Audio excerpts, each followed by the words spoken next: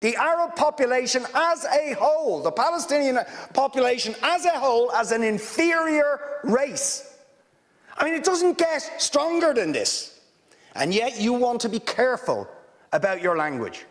You're happy to correctly use the most strong and robust language to describe the crimes against humanity of Vladimir Putin, but you will not use the same strength of language when it comes to describing Israel's treatment of the Palestinians, when it is now being documented and detailed by two of the most respected human rights organisations in the world, and indeed has been alleged by dozens and dozens of non-governmental organisations, and to be honest, anybody who looks honestly at the decades of brutal, inhumane persecution of the Palestinians, successive assaults on Gaza, the annexation of their land and territory, the systematic application of apartheid rules, you don't want to even use the word apartheid.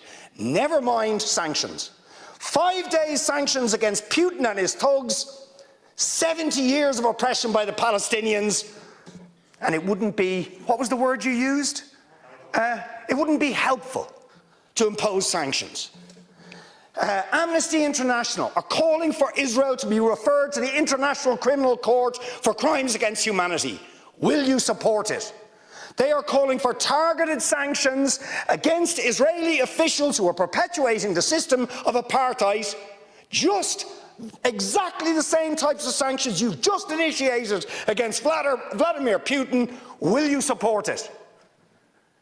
And I think the answer is clearly you're not going to.